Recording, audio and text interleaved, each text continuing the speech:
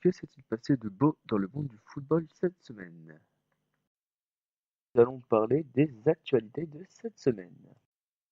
Et là, nous allons évoquer Antoine Griezmann. Oui, Antoine Griezmann, notre attaquant tricolore, tout simplement.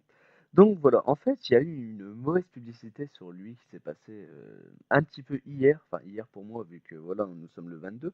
Et en fait, bah, apparemment, Antoine Griezmann qui s'est fait révéler à la Real Sociedad, etc., pour ceux qui dorment dans le fond, et qui a un peu cultivé l'image de la grande star française qui a redonné de l'image à l'équipe de France, en fait. Bah, en fait, ce mardi, en Outre-Rhin, bah, en fait, il y a une femme, une fille, une fan qui est venue, le voir, qui a fait 200 kilomètres pour venir le voir jusqu'à l'hôtel et notre Antoine Griezmann national est passé devant, sans faire attention, la laissant en pleurs et dans la tristesse et voilà, donc ça fait un petit peu une mauvaise image, un petit peu de lui, pour les supporters espagnols comme pour les supporters français. Pour la deuxième actualité, il faut rappeler quelques faits qui se sont passés il y a quelques jours. En fait, un joueur du Partizan, je pense que c'est au Brésil, si je me rappelle bien, Everton Lewis, en fait, il a quitté le terrain à cause de propos racistes à son égard. Voilà, c'est tout à fait compréhensible. Donc, en fait, apparemment, Everton Lewis n'a pas apprécié les insultes des supporters adverses et une banderole qui apparemment aurait touché réellement cette personne. Et donc en fait, voilà, je n'ai pas évoqué cette actualité parce que tout simplement, les actualités commencent aujourd'hui. Voilà, tout simplement, on commence cette semaine. Donc en fait, Everton Lewis donc est parti du terrain et son entraîneur demande une sanction parce qu'il ne trouve pas ça logique. Limite, il est plus du côté des, supporters que du côté de son joueur. Pourtant voilà, quoi. Donc apparemment l'entraîneur, comment il s'appelait? Excusez-moi, hein. Marco Nikolic, voilà, a traité un jour l'un de ses joueurs de Negridio lorsqu'il entraînait l'Olimpidia Ljubljana. Voilà, c'est encore au Brésil, je pense. Donc voilà, donc en fait, face au cri de singe Everton, Luis avait effectivement réagi avec un doigt d'honneur en direction des supporters. C'est un peu compréhensible malheureusement.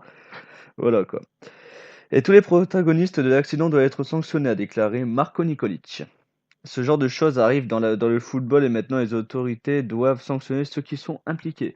Donc oui, d'accord, il avait peut-être pas à réagir comme ça, mais les supporters, bien sûr, sont quand même beaucoup plus, comment dire, sont beaucoup plus sanctionnables que ce joueur qui n'a fait que se défendre par rapport au fait qu'on l'attaque sur certaines choses. Voilà. La troisième actualité fait beaucoup parler d'elle. Il s'agit donc du gardien de Sutton, contraint à démissionner tout simplement parce qu'en fait, il a pris des paris apparemment. C'est même très amusant, hein. Il a pris des paris comme quoi il serait capable de manger une tourte, tout simplement. Et en fait, bah, finalement, il a été apparemment filmé en train de faire ça. Donc il y a eu, on va dire, à la suite d'une une enquête de la FA. Et en fait, bah, apparemment, c'est avoir pris des paris comme quoi il pouvait manger une tourte. Voilà, tout simplement. Donc il a été contraint de démissionner et mais bon, on va dire que ça a fait beaucoup sa notoriété. Maintenant, beaucoup de monde en parle, beaucoup de monde le connaît. Donc c'est pour ça que je me devais de quand même en parler cette semaine.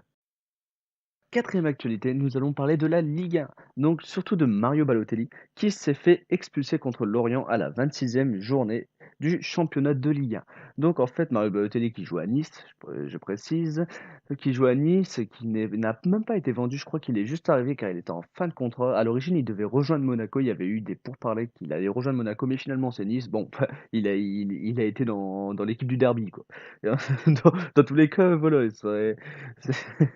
donc du coup, apparemment, c'est Lucien Favre, l'actuel entraîneur de l'OGC Nice depuis mai 2016, lui dit que si il continue son comportement qui n'est pas du tout adapté à l'OGC Nice et à la Ligue 1, il allait le mettre sur le banc. Voilà, c'était juste une mise en garde et il avait déjà été mis en garde car il avait été expulsé face à Saint-Étienne déjà à l'époque, un petit peu plus tôt dans la Ligue 1.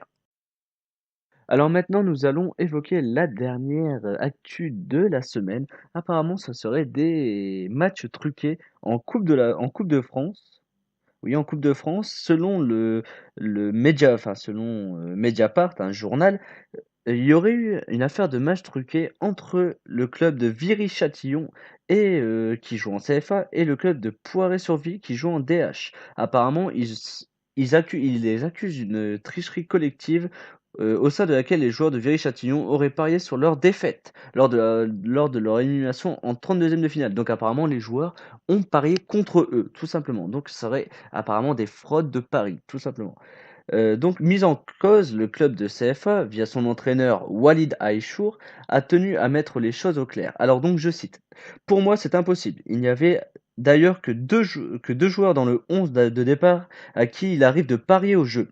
Et quand je me remémore notre préparation pour ce match, notre volonté de revenir à 2-2, qu'on m'apporte des noms, si c'est le cas, je les vire sur le champ», a-t-il dit.